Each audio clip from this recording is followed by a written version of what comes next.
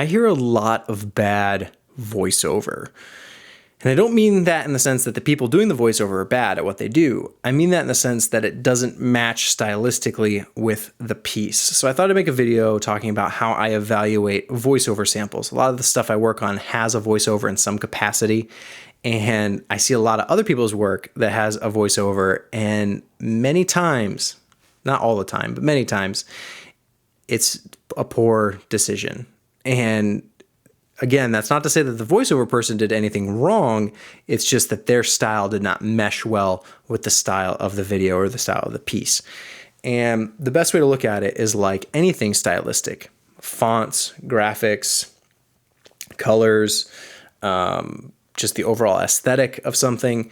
You have to make sure it meshes and is cohesive with the story or with the brand or with the message or whatever it is. You have to make sure that it matches, because everything has style, right? There's stuff that when you see Comic Sans has a style. When you see something that like looks like it's from the 80s, well, that's because it has a particular style that lends itself to being from the 80s. And maybe it's not even from the 80s. It might just look and feel like it's from the 80s.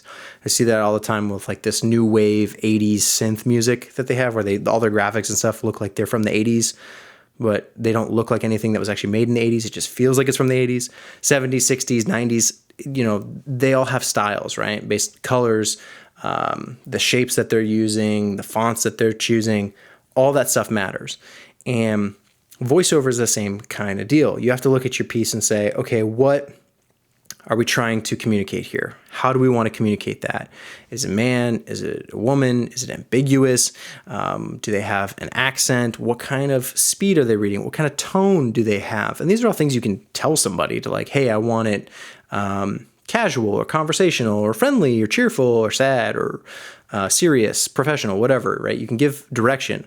But at the same time, there's some people who their voices just lend themselves to being more like news and broadcast, or some people who are more sincere and heartfelt in their sound, or other people who have like that cool guy sound. You know, you see it all the time in like commercials of like the cool guy who just has a nice, charming, charismatic voice, and you want to buy that truck, right? Some people who have a very like distinct like Western cowboy sound in their voice, or like older or younger, all these different things. So you'll see like a commercial or a promotional piece that's supposed to be like fun, energetic, like, yeah, come check out our resort, or hey, this is a really cool place to come. And then they pick someone who sounds like they're reading the news or that they're giving a presentation, and it doesn't quite match well. And I don't know why they're picking the people they're picking. Maybe it's just know somebody, but there are a lot of places online you can go to find professional voiceover talent. You can put up your project, say, here's my budget, get a bunch of samples, and weed through them and go through and find out who's going to make the best match for your piece. It's not that expensive, and you get a lot of good samples. I use voices.com. That's just one, but there's a bunch of other ones out there that you could check out.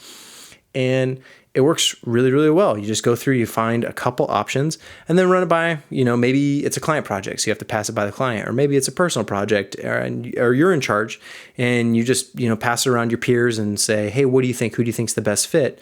And usually people can come to a consensus on, oh, we like, voiceover number 2. They sound the best. It's usually because they match with the theme and the vibe of the piece, and that's what's most important. I can't stress it enough that it has to match with the style and the feel of what you want people to feel, right? That like people watch things and they feel emotions, hopefully, right? That's what you want. So they're not going to feel fun, positive, high energy if you've got someone reading the news. They're just not. This place looks kind of boring. It looks like they're making it look fun, but it doesn't actually look fun. You know what I mean? Like it feels forced, right?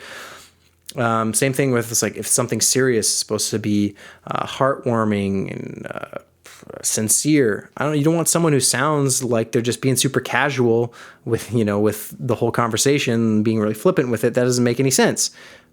But I hear stuff like that all the time. So hopefully it's not projects you're working on. Hopefully it's stuff you like. You do a great job, and this video is totally pointless.